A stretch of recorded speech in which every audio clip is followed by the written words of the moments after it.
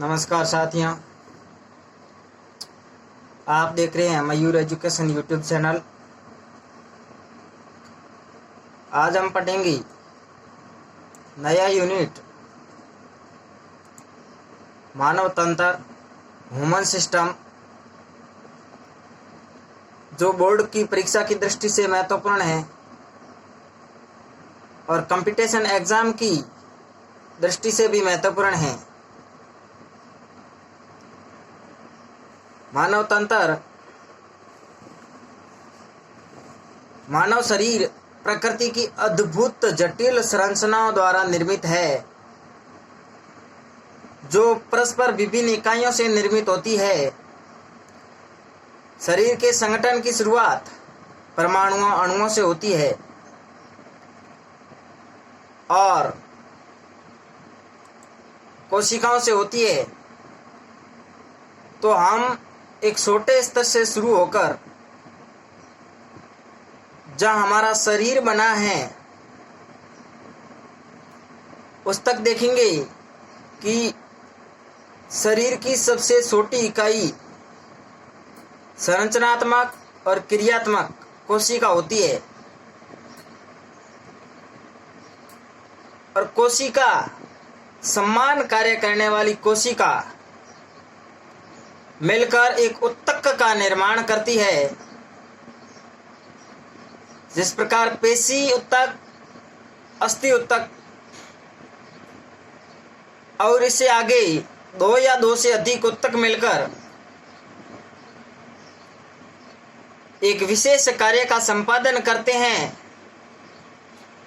और ऊतकों का ये समूह अंग कहलाता है। अर्थात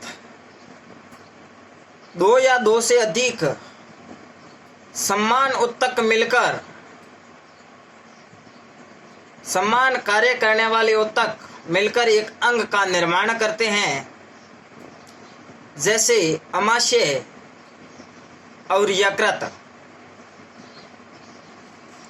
इससे आगे हम देखेंगे शरीर के विभिन्न अंग मिलकर जो एक साथ समूहित होकर एक तंत्र का निर्माण करते हैं, उसे तंत्र का निर्माण करते हैं। और ये सभी तंत्र मिलकर मानव शरीर का निर्माण करते हैं। ये कड़ी एक दूसरे से जुड़ी हुई होती है। कोशिका मिलकर ऊतक का निर्माण करती है और ऊतक मिलकर अंग का निर्माण करते हैं और अंग मिलकर तंत्र का निर्माण करते हैं और तंत्र मिलकर मानव शरीर का निर्माण करते हैं। तो हम देखेंगे हमारे मानव शरीर में कौन कौन से प्रमुख तंत्र क्रियाशील है। सबसे पहले हम देखेंगे जो हम भोजन लेते हैं, भोजन मुंह से लेकर पचाने से लेकर उत्सर्जन तक की क्रिया जिस तंत्र में होती है वह पाचन तंत्र कहलाता है। फिर दूसरे नंबर पर हम देखेंगे श्वसन तंत्र। मुंह से और नाक से श्वसन लेकर हम फेफड़ों तक पहुंचाते हैं। फेफड़े से ऑक्सीजन हृदय तक, हृदय से पूरे शरीर में पहुंचती है। वह जिस तंत्र का निर्माण होता है वह श्वसन तंत्र कहलाता है। फिर हम रक्त एवं रक्त परिसंचरण तंत्र देखेंगे। हृदय से लेकर पूरे संपूर्ण शरीर तक ऑक्सीजन लेकर जो रक्त पहुंचता है वो तंत्र निर्मित होता है, उसे रक्त एवं रक्त परिसंचरण तंत्र कहते हैं। और जो हम भोजन, ऑक्सीजन का उत्सर्जन करते हैं, जिन अंगों द्वारा मिलकर उस तंत्र का निर्माण करते हैं, उसे उत्सर्जन तंत्र कहते हैं। आगे हम जनन तंत्र देखेंगे, जिनसे हम अपनी पीठी निर्मित करते हैं, जिन अंगों द्वारा नई संतति उत्पन्न करते हैं, वे सभी अंग मिलकर एक तंत्र का निर्माण करते हैं। उन तंत्र को जनन तंत्र कहते हैं। फिर तंत्रिका व अंतःस्रावी तंत्र। इन तंत्रों के अलावा भी कई शारीरिक व मानसिक क्रियाएं होती है और वे सभी अंग और अंतःस्रावी रस के रूप में एक तंत्र निर्माण करते हैं। उन्हें तंत्रिका एवं अंतःस्रावी तंत्र कहते हैं। अब हम पढ़ेंगे, सभी का एक एक बारी बारी से अध्ययन करेंगे। तो सबसे पहले हम देखते हैं पाचन तंत्र। पाचन तंत्र जिस प्रकार आपको दिख रहा है, एक रेखा चित्र, उसमें यह दर्शाया गया है। सर्वप्रथम पाचन तंत्र में हम मुख गुहा, फिर मुख आता है, उसके बाद में अधोभंज और अधोजीवा आती है कि ग्रंथियां आती है। उससे नीचे जाने पर ग्रसनी आती है और ग्रसनी से नीचे ग्रसिका आती है और हमारा भोजन मुंह से, मुख से, जीवा से होकर ग्रसनी से होकर ग्रसिका में जाता है। ग्रसिका से हमारा भोजन आमाशय में जाता है।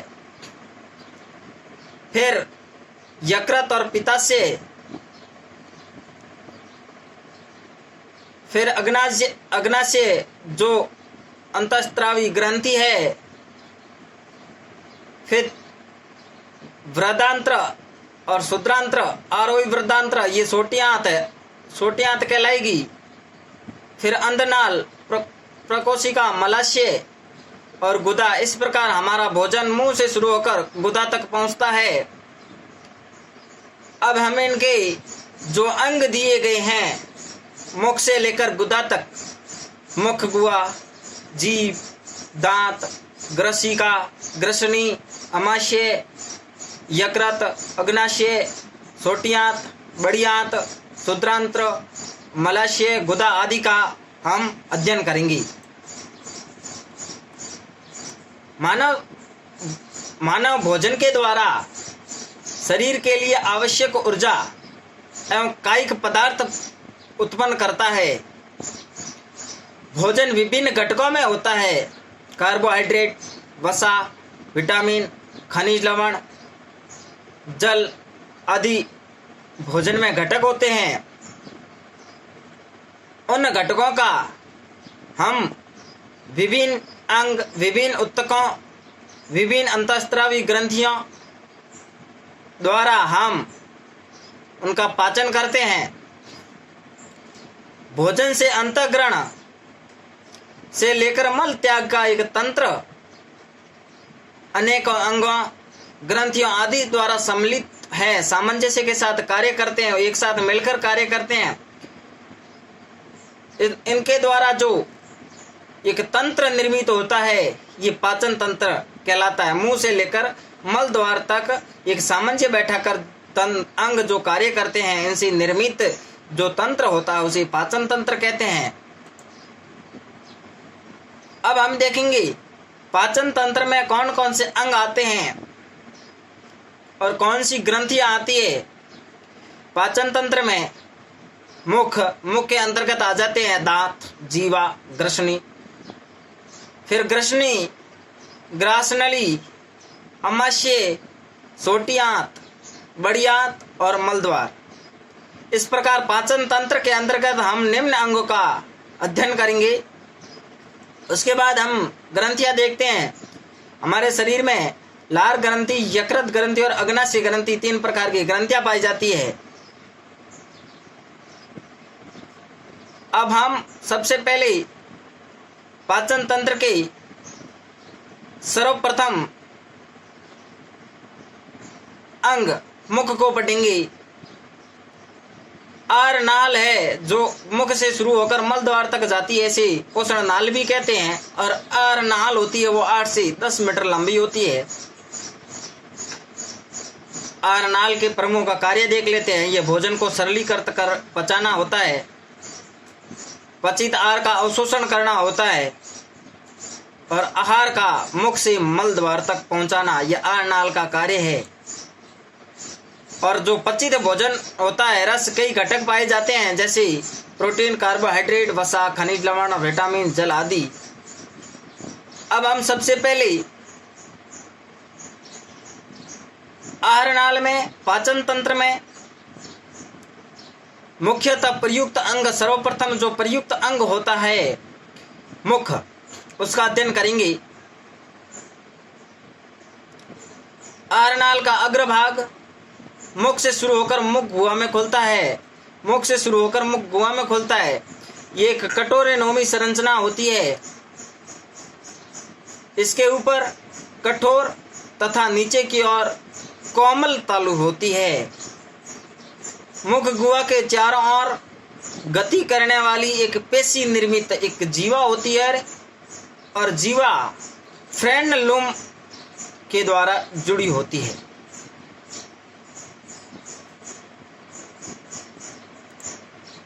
और मुख दो मोसल होठों से ग्रो होता है जो मुख को खोलने, बंद करने तथा भोजन को पकड़ने में सहायक होते हैं।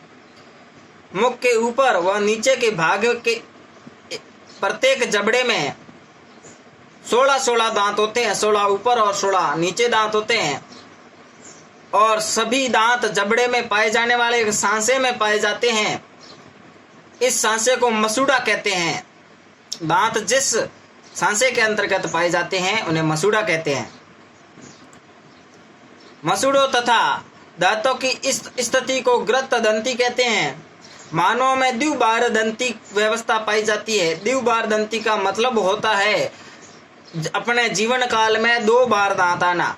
एक अस्थायी दूध के दांत और दूसरी बात स्थायी दांत आ जाते हैं।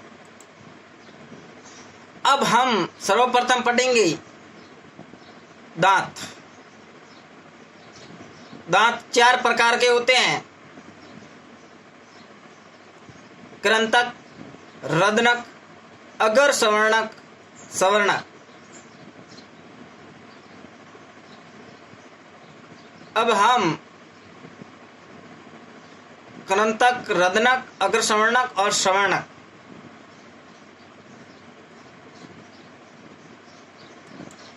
अब इसमें हम देखेंगे कृंतक।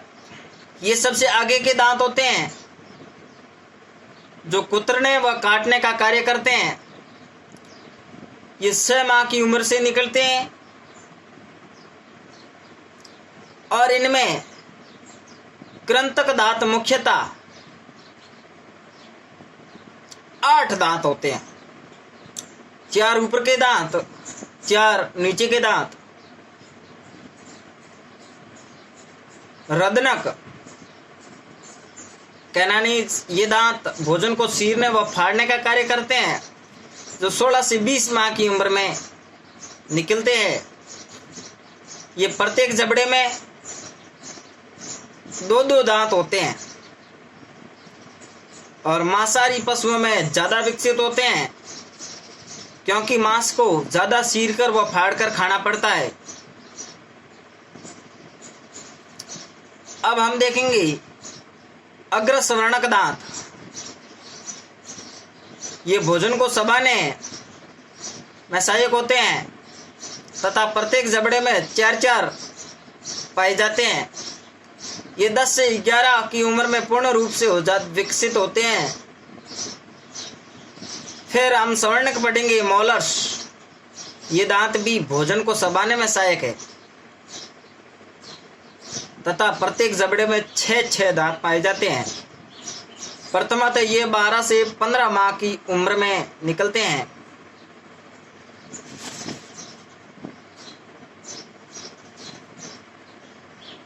इस प्रकार हमने एक दांतों का अध्ययन कर लिया। अब हम इसे अगले एपिसोड में हम इससे आगे वाले अंगों का अध्ययन करेंगे। आज का इतना ही। यदि वीडियो पसंद आया है तो लाइक करें, शेयर करें और सब्सक्राइबर ज़रूर करें।